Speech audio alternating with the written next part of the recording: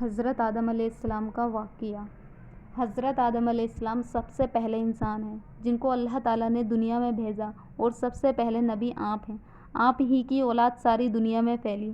آپ کا ذکر قرآن پاک میں 19 بار آیا ہے۔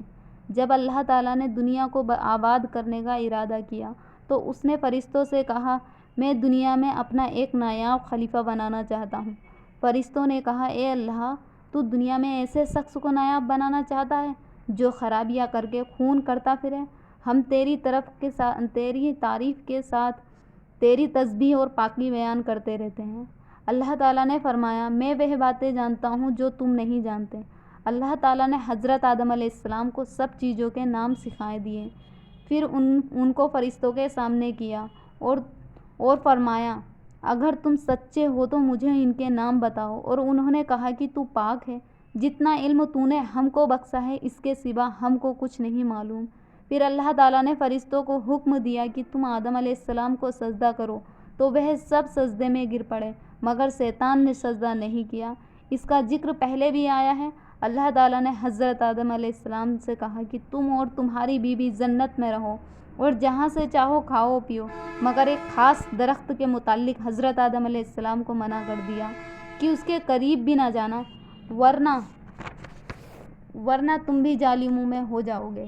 اس طرح اللہ تعالیٰ نے حضرت آدم علیہ السلام کا امتحان لیا کہ دیکھیں یہ ہمارا کہنا مانتے ہیں یا بھول جاتے ہیں اور شیطان کے بہکائے میں آ جاتے ہیں۔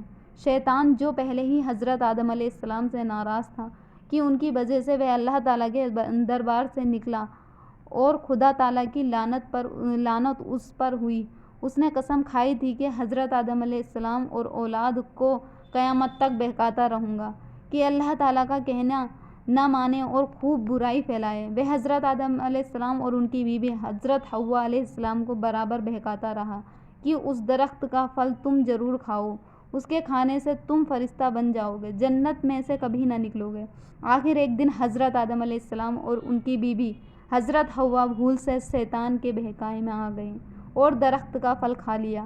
پھل کھاتے ہی دونوں ننگے ہو گئے اور جنت کا لباس ان کے بدن سے غائب ہو گیا اور وہ جنت کے پتوں سے اپنے بدن کو چھپانے لگے۔ اللہ تعالیٰ نے حضرت آدم علیہ السلام سے کہا کہ ہم نے کہہ دیا تھا کہ اس درخت کے پاس بھی نہ جانا اور شیطان کے کہنے میں نہ آنا، وہ تمہارا دشمن ہے، تم اس کے کہنے میں نہ آ گئے۔ اب تم اور حوا جنت میں چلے جاؤ اور دنیا میں جا کر رہو۔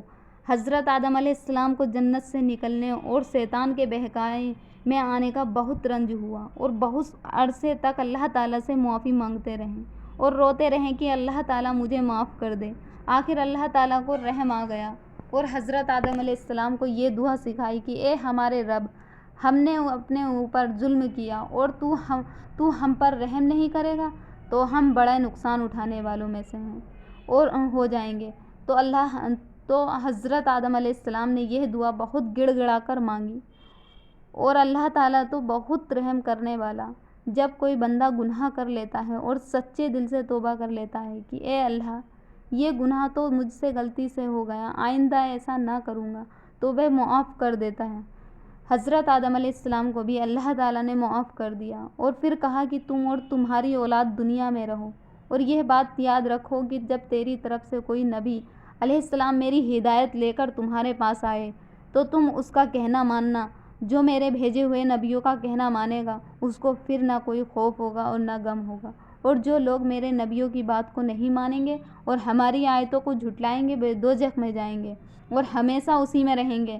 اس کے بعد حضرت آدم علیہ السلام اور حضرت حوا علیہ السلام دنیا میں رہنے لگے، خوب جی لگا کر اللہ کی عبادت کرتے رہے۔ ان کی بہت اولاد ہوئی اور دنیا میں سب جگہ آباد ہوتی رہی۔ حضرت آدم علیہ السلام اپنی اولاد کو یہی بات بتاتے رہے کہ تم کبھی شیطان کے بہکائے میں نہ آنا، وہ ہمارا دشمن ہے اور ہم کو بری باتیں کرنے کے لیے بہکاتا رہتا ہے۔ ہمیشہ اللہ کی عبادت کرنا، سچ بولنا، کسی پر ظلم نہ کرنا، ایک دوسرے کے نیک کاموں میں مدد کرتے رہنا۔ آخر کار حضرت آدم علیہ السلام 9 سال زندہ رہ کر وفات پا گئے۔